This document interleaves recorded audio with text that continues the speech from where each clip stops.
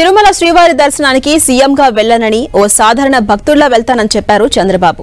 తిరుమలను అపవిత్రం కానివ్వబోమని స్పష్టం చేశారు. తప్పు చేస్తే ఈ జన్మలోనే శిక్ష పడుతుందన్నారు చంద్రబాబు. గత ప్రభుత్వం అమరావతి రైతులను వేధించిందన్నారు సీఎం.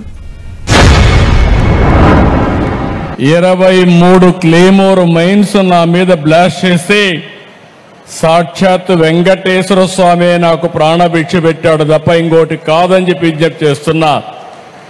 అది వెంకటేశ్వర స్వామి మహిమ. నేను చిన్నప్పుడు కూడా మా కుటుంబం కానీ చిన్నప్పటి నుంచి మా ఇంటి దైవం వెంకటేశ్వర స్వామి. మా ఇంటి నుంచి చూస్తే మంగాపురం నుంచి ఆ సైడ్ చూస్తే వెంకటేశ్వర స్వామి నామాలు కనపడొస్తాయి.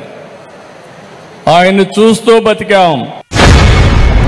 నేను ఎప్పుడు పోయినా వెంకటేశ్వర స్వామి దగ్గరికి పోతే ఎప్పుడు కూడా క్యూలోనే పోతాను. ఎప్పుడు కూడా నేను ముఖ్యమంత్రిగా అక్కడ వెళ్ళను, ఒక భక్తుడిగా వెళతాను, ఒక భక్తి భావంతో వెళ్తాను.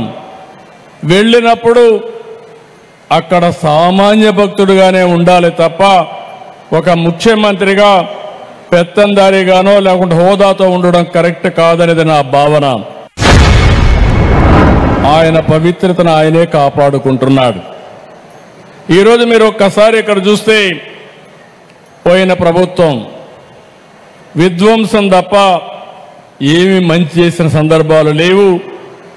ఇక్కడ రైతాంగం మంచి చేసి మంచి సంకల్పంతో భూమిస్తే 5 ఏళ్లు ఈ రైతుల్ని ఎంత వేధించాడో ప్రత్యక్షంగా మనం చూసాం. నరకాన్ని చూపించారు.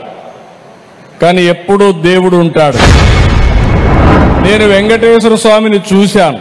కొంతమంది తప్పులు చేస్తారు. తప్పులు చేస్తే చాలాసార్లు చెప్పేవాళ్ళు.